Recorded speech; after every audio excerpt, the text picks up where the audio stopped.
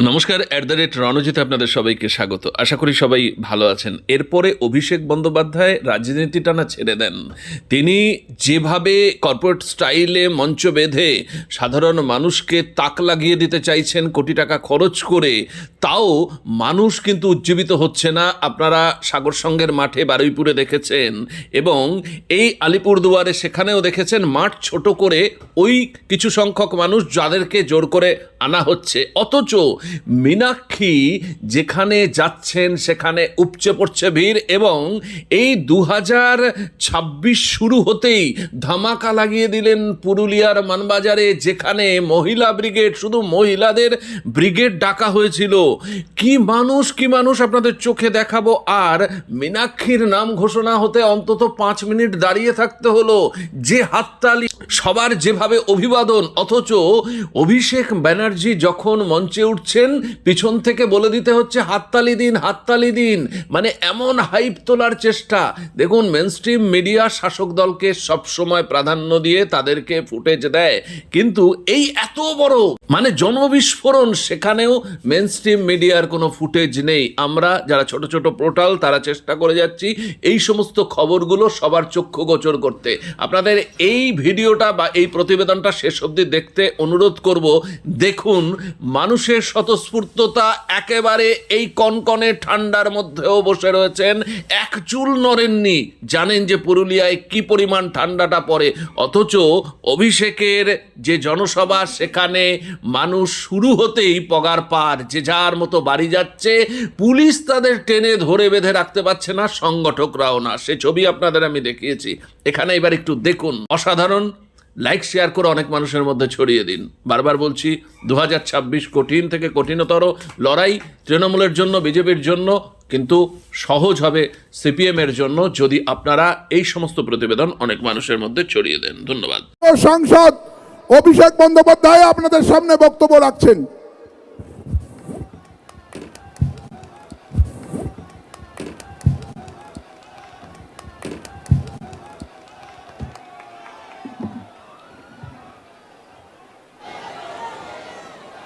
নমস্কার।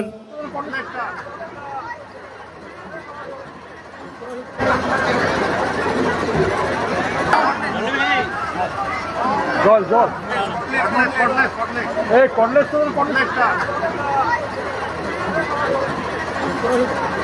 Hello on করো।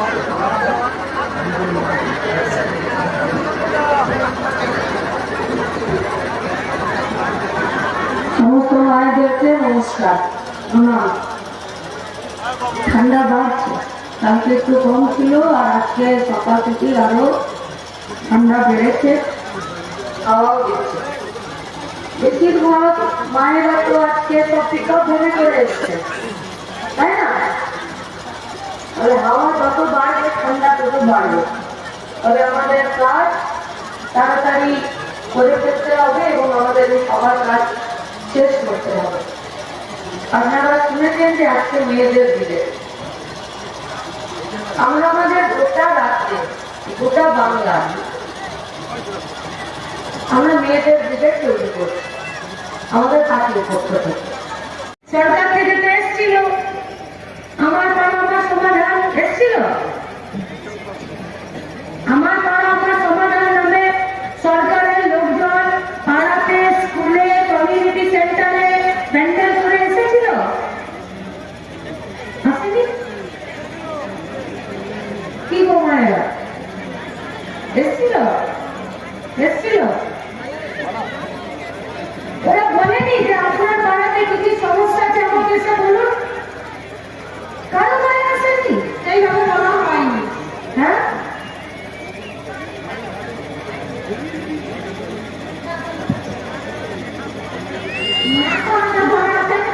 আসেনি না? তাহলে দেখুন, না না আমার আসে না। ঠিক আছে, ঠিক আছে, ঠিক আছে। অথচ আপনি যে স্কুল ঘরে ভোট দিতে যান, একটি বুথে আপনার পাশের বুথের লোক আপনার বুথে ভোট দিতে পারে না, এমনকি আপনার পাশের বুথের লোক আপনার বুথে আসতেও পারে না। এটা নিয়ম। সেই বুথে থেকে আপনার পাড়ার যা যা সমস্যা আছে সেই সমস্যার সমাধান করার জন্য আমাদের রাজ্যের সরকার প্রত্যেকটা বুথে 10 লাখ করে টাকা দিয়েছে। তাহলে যখন পাড়াতে মিটিং করতে আসেনি, তার মানে 10 লাখের খবরও কেউ জানেন না, তাই তো? মাইকে বলতে হবে না, হাতে হাত তুলে বলুন, কেউ জানেন 10 লাখের খবর? কেউ জানেন না? সে কি গো, তো 10 লাখ তো খরচা হয়ে গেল বোধহয়, পকেটে ঢুকে গেছে। তাহলে মানুষ না জানলে সরকারের টাকা কিছু নেতাদের পকেটে ঢুকে যায়, আর পড়ার সমস্যা সমস্যায় থেকে যায়। তাহলে এই 10 লাখের হিসাব নিতে হবে তো? এই 10 লাখ তো কারো নিজের টাকা নয়, কারণ বাবা জমিদারের টাকা কি 10 লাখ একটা বুঝে? তাহলে গোটা পশ্চিমবঙ্গে 80,000-এরও বেশি বুথ আছে, সব বুথে 10 লাখ করে টাকা। তার মানে এত টাকা কে মেরে দিল কেউ জানে না, কিন্তু সরকারের ঘর থেকে টাকা বেরিয়ে গেছে। এবারে আমরা আপনাদের কাছে এই সভা থেকে, এই মঞ্চ থেকে আমরা আপনাদের কাছে সমস্যা জানতে চাইছি। সিপিআই তো সরকারে নেই, সিপিআই তো বিধানসভাতে একটা এমএলএ নাই, সিপিআই তো দিল্লিতে পার্লামেন্টে এবারে কয়েকজন লাল ঝান্ডার এমপি আছে, কিন্তু পশ্চিমবঙ্গ থেকে তো একটা এমপি না। আমরা আপনাদের কাছে সমস্যা জানতে চাইছি, যেহেতু খুব ভিড় আছে তাই সবার কাছে মাইক যাবে না, আমরা জিজ্ঞেস করব, কেউ হাত তুললে আমরা তার কাছে পৌঁছানোর চেষ্টা করব। এখানে কে কে আছেন যার ঘরের ছেলেগুলো বাইরের রাজ্যে কাজ করতে গেছে?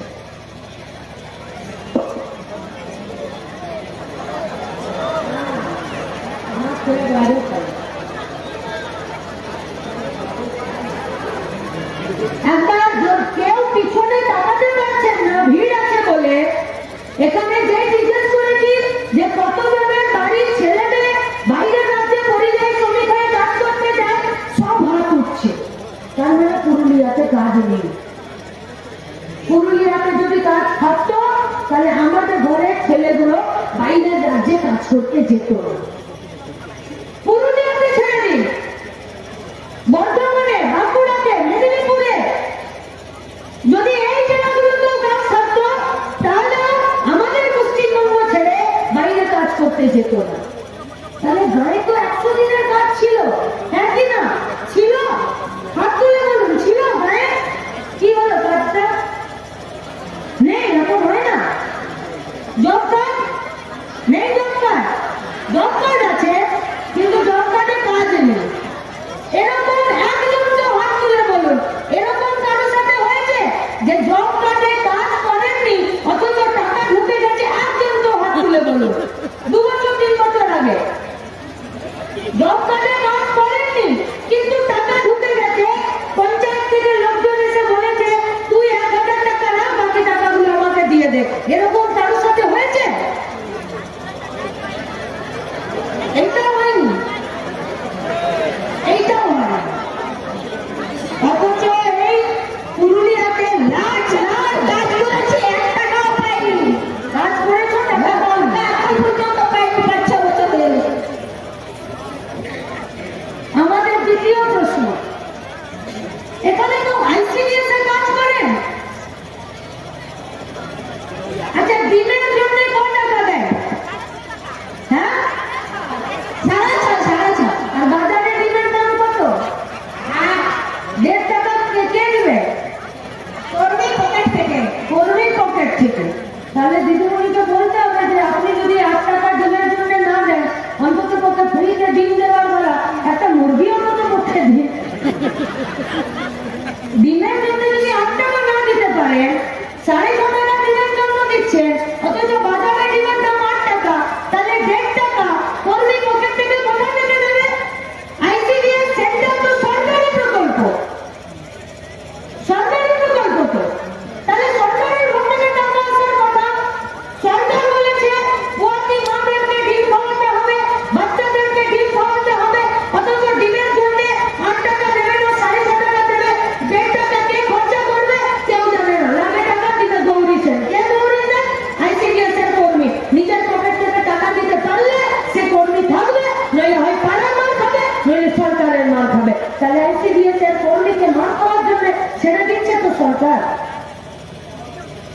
আর নিজের পকেটে টাকা খরচ করার জন্য ছেড়ে দিচ্ছে সরকার।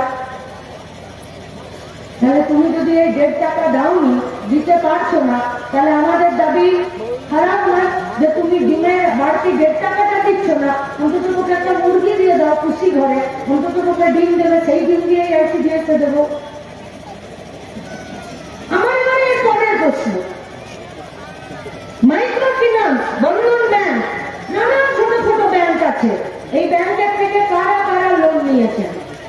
क्या होता है ना, जब हम ऐसे 10 मिनट की डिलीवरी वाले पे फोकस करते हैं, that time we don't focus on pricing.